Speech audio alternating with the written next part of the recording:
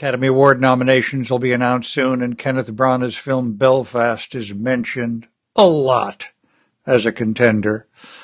It opens with a little boy playing in the street, people marching, a bomb going off, and parents running out of their homes, screaming the names of their children, and fending off rocks from a mob with garbage can lids. Get the kids inside! Get away from here! We don't want any trouble! The film, set during the Troubles in Northern Ireland, 1969, is tough and beautiful in black and white, but subtly balanced between a coming-of-age film, family drama, social realism, and yes, romance. It stars some of the best actors in the world, including Dame Judi Dench, Katrina Balfe, and a couple of people from Belfast, Ciarán Hinds and Jamie Dornan. Jamie Dornan joins us now from Los Angeles. Thank you so much for being with us. Thanks, God. Thanks for having me. You play the father, Protestant working-class family, who is inspired by, even modeled after, the father of Kenneth Branagh, the director and writer. Correct. Gosh, how intimidating was that? Way, way, way less intimidating than you'd expect it to be. Ken, he wanted to keep a bit of a separation between the truth of his story and what we're putting down. You know, he's always said that it's a semi-autobiographical piece. He's always said that this is how I remember it as a 9-year-old boy, writing it down 50 years later. Ken always trusted us to bring our own instincts as actors, as people who have a built-in understanding of people from that time and people from that place, because we're from there. Well, Ciarán and I are from there. Katrina's from, an hour and 20 minutes down the road. And Judi Dench isn't, but she's Judi Dench, so who cares where she's from? She can be from wherever she wants. Yeah, listen, she can be from Timbuktu, putting on a Belfast accent. I don't care. A lot of it is built into me because I am a man from Belfast, and so was my father and his father and every father in the line of Dornans before them were all from Belfast. So I have a deep understanding of people from that part of the world, and Ken really trusted that. You, however, as I understand your family, you weren't from the Catholic or the Protestant. Yeah, I mean, I guess officially, if we're getting official about it, I would have been Protestant, but I wasn't raised Protestant. I was raised in a agnostic, household. We were never told we were anything.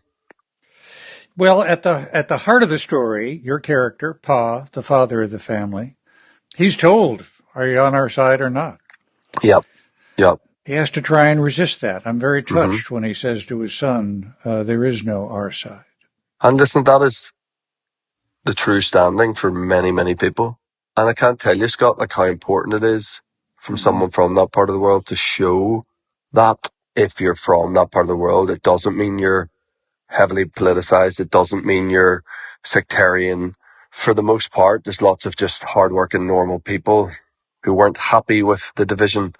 And I think it's really important, as someone from Belfast who's been traveling around the world for 20 years since I left, and seeing people aghast at the fact that I'm from there.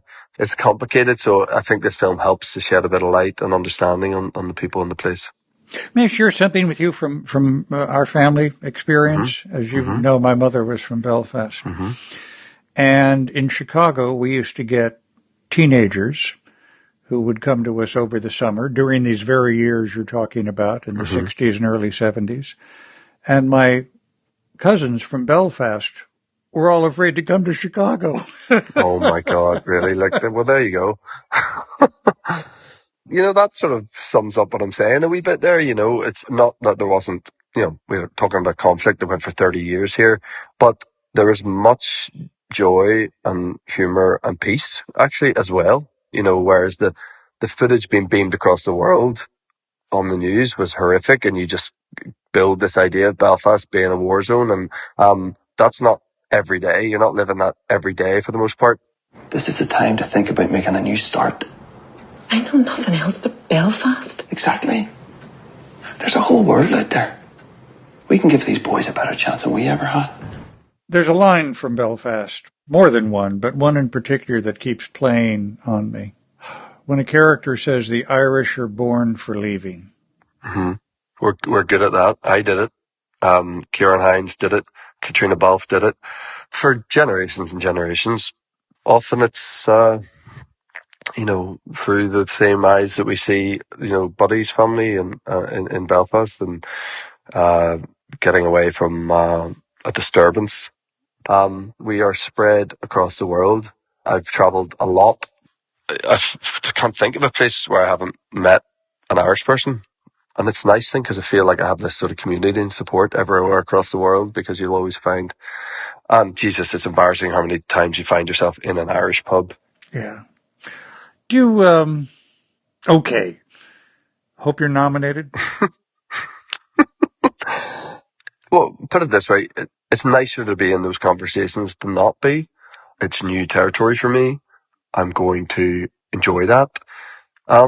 It's an exciting thing. It's not why you do it, and it should never be the reason you do it. But when you make something and you work really hard and you have an amazing feeling on set, for us, that's what it's about. Like, that would have been enough. Just the experience is enough. And then, yeah, sure, does it get this response it had critically and how much it seems to be touching people? That's just all extra bonus stuff that's really exciting. I hope for Ken, above everything else, that the film itself gets all the recognition. I'd just be delighted, but I think it's best to have no expectations going into these things.